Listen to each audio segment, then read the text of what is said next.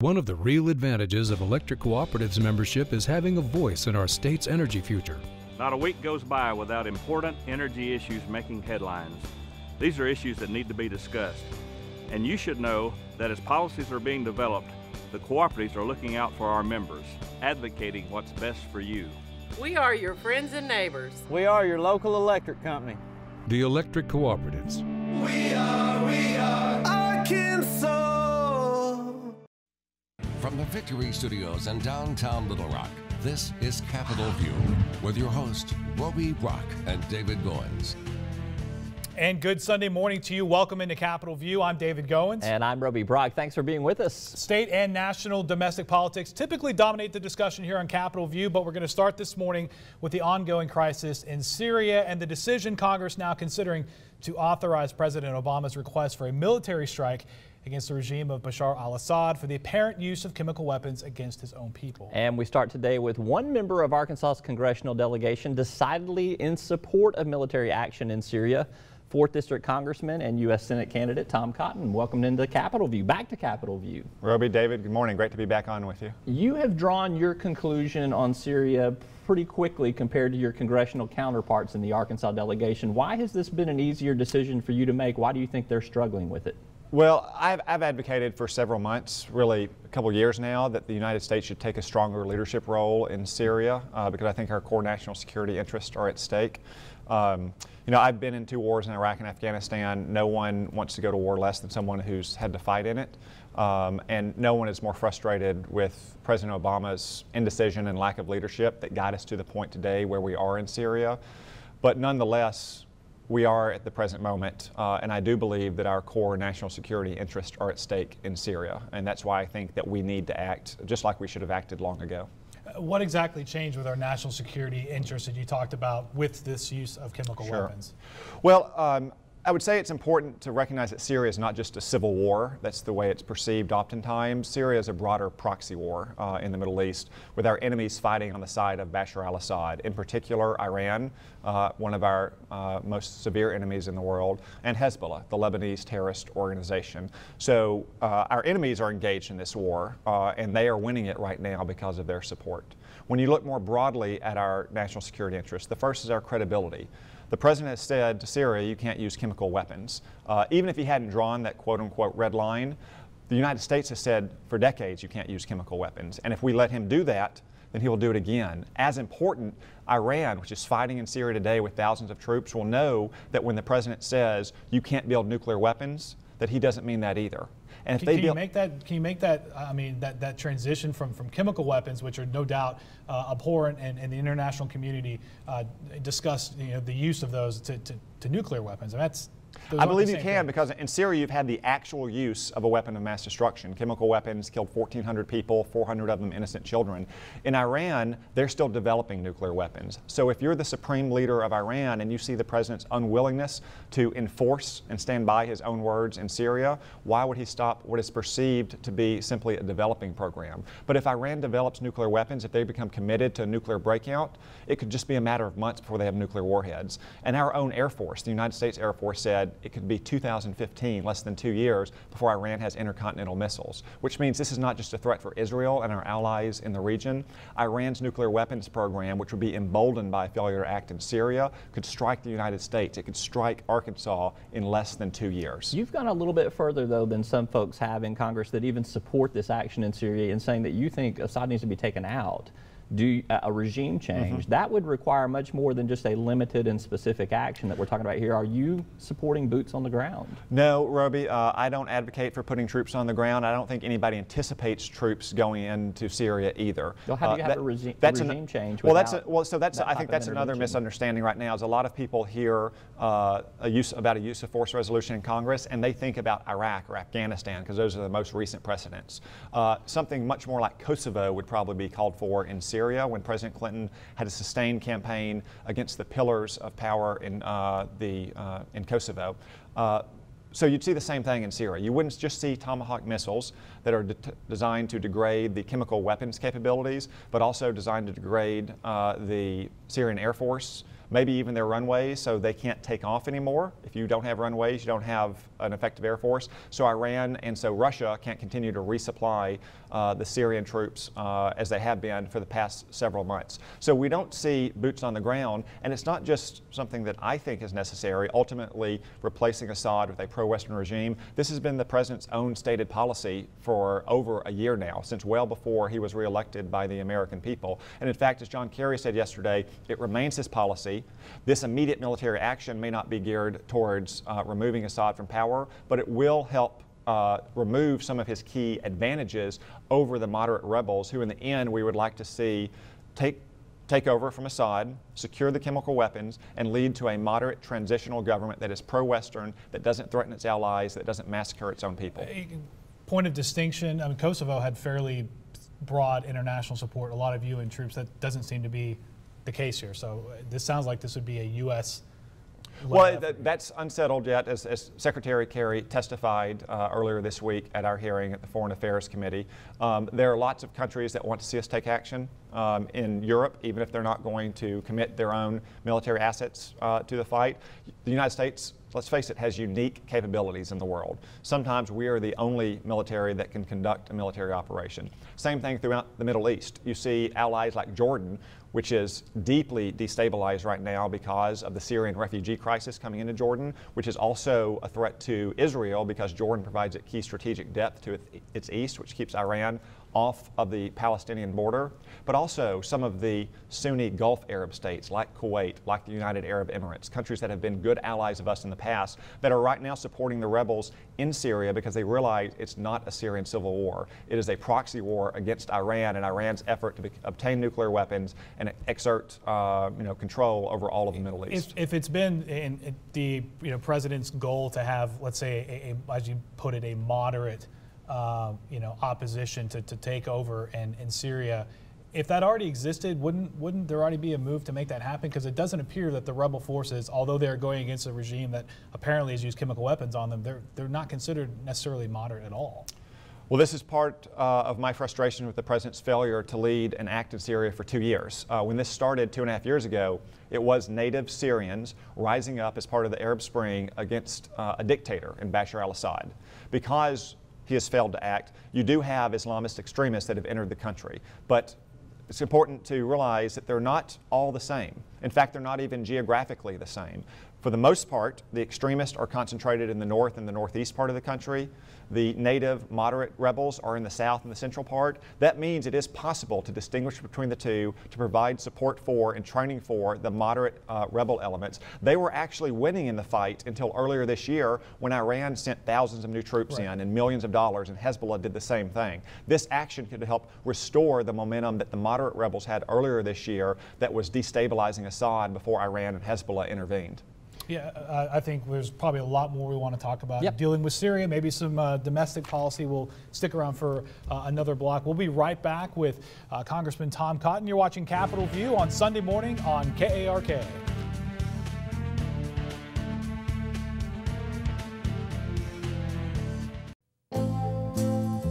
Farm Bureau helps protect its members in more ways than you might think. They've always been the voice of agriculture in Arkansas, working on behalf of folks like me when nobody else would. And Farm Bureau stands for the values that Arkansas families care about. They've protected my right to farm and make a living, which helps everybody who likes food on the table. You know what they say, Arkansas counts on agriculture, and agriculture counts on Farm Bureau. You're watching Capitol View, Sunday morning talk focused on the political scene in Arkansas. And welcome back to Capitol View. I'm Roby Brock alongside my co-host David Goins. We are joined by 4th District Congressman, U.S. Senate candidate Tom Cotton. We're talking about the Syrian situation before the break here. I've talked to a couple of the other folks in the congressional delegation, many of whom are leaning against any action in Syria. They say they are hearing from their constituents overwhelmingly that we do not need to participate in this.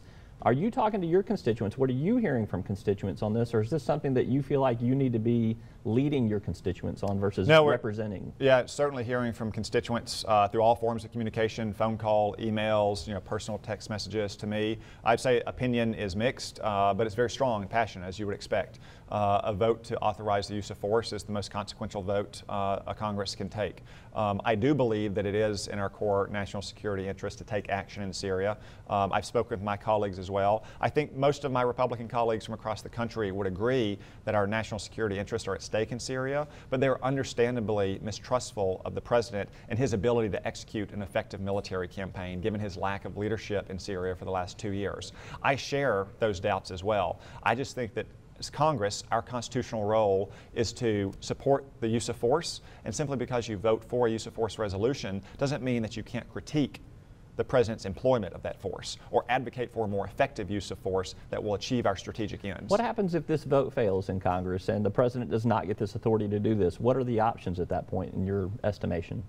It's unclear to me. The president has said that he reserves the right to act inherently in his constitutional powers, which he possesses. Right now, I'm focused on the vote not failing. I'm trying to persuade my Republican colleagues in the House and my Democratic colleagues who are of mixed opinion as well, that for all of the president's indecision and delay to act in Syria, now that he's decided to take action, and it will be in support and it will promote our national security interest, that we should support action in Syria, and we should try to ensure, we should advocate for the most effective action that'll protect and advance those interests. So a simple targeted military strike, does that get it done? I mean, I know you said you want It can. more, No, that can both degrade and deter the use of chemical weapons, and it can hit some of the key advantages that Bashar al-Assad has over the rebels. It can hit airfields, it can hit the Air Force, it can hit command and control communication centers. So that's enough, and we don't slip into, I mean, how do So again, the analogy I would draw is not the more recent analogies to Afghanistan and Iraq, where you had tens of thousands of troops on the ground. No one anticipates troops on the ground in Syria. I would draw the analogy to what Bill Clinton did in 1999 in Kosovo, when you're using a combination of bombers and fighters, now drones, as well as naval gunfire like Tomahawks, to restore our momentum, or the momentum against Bashar al-Assad, and to ensure that he can't keep using chemical weapons with impunity, while also sending the right signal to dictators around the world, in particular Iran, that they can't develop weapons of mass destruction. And one more quick one before we move on to other stuff, and kind of to Roby's point, the idea of listening to constituents and public support. If you look at polling saying 60, 65, 70% of Americans unsure about this, if Washington goes ahead and approves this, how is this not a case of Washington simply not listening to people? I believe if Washington approves this, it'll be because leaders in Washington, from the president down, have been able to explain and persuade the situation in Syria to our constituents. I understand that the American people are war weary. I hear that war weariness from my own constituents. No one, as I said, is more reluctant to go to war than a combat veteran like myself. But because our national security interests are at stake, because it's not always clear, since so many people think we may be putting boots on the ground, or that this is just a Syrian civil war, when they understand that Iran and Hezbollah are fighting there, when Israel is endangered, when we could embolden enemies like Iran to strike us with nuclear weapons in less than 2 years, they understand that as reluctant as the American people are, understandably, to launch military action, that our core national security interests are at stake here. Let's change our subject here. Thank you so much for sharing your views on all that. Less than 10 working days before you're going to face an October 1st deadline of a potential government shutdown. Just another thing to kind of throw in the mix here. It is looming. Continuing resolution is going to be debated, something to either push this a little bit further out, buy you guys some more time to debate some things. Obviously, the debate, too, is about whether or not to defund the federal health care law. What is your exact position on this? I know you've been asked by a lot of folks in the media, but I mean, clarify and give us a direct answer of, do you support defunding Obamacare as tied to that continuing resolution, or would you see yourself voting for continuing resolution that still allowed the health care funding to be in place? Well, I'm on record for repealing Obamacare. I voted to repeal Obamacare. I voted to repeal parts of it, or I voted to delay parts of it. One of those was Tim Griffin's own bill, the congressman here from Little Rock. I would be eager to defund Obamacare if we could achieve the votes for that in the House and the Senate, and the president would sign it. I recognize that's going to be a political challenge. So if we can keep Obamacare as part of the negotiations this fall, whether it's around spending legislation or the debt ceiling increase, I think we can at least achieve some of our goals in trying to stop Obamacare's worst effects before they occur on January 1. And that might be passing Tim Griffin's bill to delay the employer mandate. It might be passing a companion bill to delay the individual mandate, because what's good for businesses is good for individuals. Delaying the insurance exchanges, which right now don't have anti-fraud protections. They don't have privacy protections. They don't have income eligibility verification systems. So even if we can't defund the entire thing by keeping Obamacare as a key issue for negotiation, as it should be because it's driving a lot of our debt problem over the next decade, then we might be able to achieve some goals of trying to stop Obamacare's worst effects. And if politically you see that you're not going to be able to do that, you would vote for a bill that would have funding in there if that was the only resolution that was available? I don't want to get into hypotheticals about what I would or would not vote for, since we don't know what the legislation would look like. But if we can achieve real gains in stopping the worst parts of Obamacare before they go into effect, then yes, I could support legislation like that, even if it did retain some funding for other parts of Obamacare, which frankly aren't before the Congress anyway, because they're part of the mandatory part of, aspect of the budget, like Social Security and Medicare, that just continues without annual votes. Is this pretty much all we can expect from this relatively short session in Congress that starts early next week? The idea that you're going to deal with Syria and then this continuing resolution to keep the government funded after October 1st. Anything else? I think in the next couple weeks, when we're back in session, those are obviously going to be the two issues that dominate our debate. Now we're back in session almost all of October, and we'll be addressing other matters at that point. But in September, the continuing resolution and the matter of Syria has now kind of intervened and pushed a lot of things down the priority list. So much for Farm Bill, so much for immigration reform? Well, a Farm Bill could pass because the House has passed its version, what I call the genuine Farm Bill. The Senate could take up our version. The farm programs are very similar. The Senate right now, I'd say, is stubbornly insisting that the food stamp provisions remain a part of the Farm Bill, even though it's 80% of their version. I would suggest that we reconcile our farm programs, which are very similar, that we give farmers the certainty they need, and then we can return to the food stamp program after September 30th, because like some parts of Obamacare, like Medicare, like Social Security, the food stamp program doesn't expire. It continues. There are important parts of reform for that, but we can pass farm programs in September very promptly because the House and the Senate have already both done their work. Congressman Tom Cotton, thanks very much for joining us. We didn't even get into the campaign. I'm sure there'll be plenty of time for that. So, by the way, he's running for U.S. Senate, in case you didn't hear. Representative Tom Cotton, thank you very much. Thank y'all. All right, we'll be back after this. You're watching Capitol View on Sunday morning on KARK.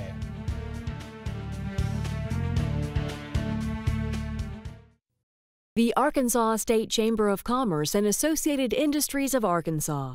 The State Chamber AIA is the leading voice for business at the state capitol and serves as the primary business advocate on all issues affecting Arkansas employers. Our mission is to promote a pro-business, free enterprise agenda and prevent anti-business legislation, regulations, and rules. Now more than ever, business matters. Learn more at arkansasstatechamber.com. And welcome into the Capitol View app extra, a good thing to check out after you've enjoyed Capitol View on a Sunday morning here with Roby Brock. And we have Congressman Tom Cotton, who decided to stick around. A lot of serious topics on the air, but now we're on the app. We kind of want to do like a, maybe get to know you a little bit. Obviously you've been in Congress for, the shortest amount of time in Arkansas. Roby, you're ready for your first question. I am. I know you're a pro football fan. You and I've talked about this before. You like the Dallas Cowboys. You like the New England Patriots. Let's say both of those were in a Super Bowl. Who are you going to cheer for? I'd probably just root for the best game possible. No, come on. That's a political cop-out. You got to pick a team. I'd root for the Patriots. Root for the Patriots. All right. I mean, college football or NFL? Like them both. Obviously I'm a Hogs fan. Very excited about the victory last week. We're taping on Friday, so we don't know if we won against Stanford on Saturday. But I'm pretty sure. Hedging the bet a little bit there. Pretty sure we're going to. But college football, pro football, Major League Baseball, my three favorite sports. You got the St. Louis Cardinals and the Boston Red Sox. Yeah. What's happening to your Red Sox, man? I think they're going to be able to make the playoffs, but we'll see how they perform there. All right. Do you know who Miley Cyrus is? I've heard of her, yes. Have you ever twerked before? Do you know what twerking is? I have not, nor did I know what it was until a few days ago, and I'm not sure I still know what it is. Makes two of us have no idea. Oh, really? Roby's he's hip. Oh my God, I got kids, man. I thought she was. I thought her name was Hannah Montana for the longest from my nieces. Or is well, I know you played football at Dardanelle, right? No, basketball. That's right. Yeah. Height, should know that. music-wise? Rock, country, rap, opera, gospel? What do we got? Yes. Yes, yes to everything? What's in the proverbial CD player? I'm more of kind of a classic rock guy. You know, when I turn on my iPod, you know, I may listen to Johnny Cash, but you know, I'm usually listening to my iPod when I run or work out in the mornings, and when I do that, it's usually podcasts, mostly about sports. I like Mike and Mike on ESPN in the morning. I like Colin Cowherd. I like Tony Kornheiser, Baseball Tonight Show. It's a good way to get your sports news and get your mind off the daily headlines. Outside of David and I, who I know you read, watch as much as possible, who are your favorite other political websites, papers, things that you read that you find value in? Well, I read the Democrat Gazette obviously every morning to get the news from around the state and throughout various regions in Arkansas. Nationally, oftentimes I just go to news aggregators, something like Real Clear Politics, which does a real good job of collecting opinion from various different sources, right, left, and center, to keep me apprised of all the news that's going on. And then, you know, for international news, some of the outlets that have big international sources, like the Wall Street Journal, they have a lot of reporters spread around the world.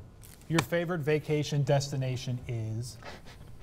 When I was a kid, we didn't get to take many vacations. Hot Springs was our favorite destination since we could only leave Saturday morning after we checked the cattle, and we had to get back Sunday night before sundown to check the cattle. So that was a vacation for us. That's not quite a tar paper shack like Mike Beebe there. You're going to have to work on the poor woe is me stories there. Magic Springs is a great part of most Arkansans' childhood. Yeah. And it's a big part of the 4th District too, so he's plugging it. Gets back to the classic rock thing too with the summer concert series. Yeah. Full circle. All right.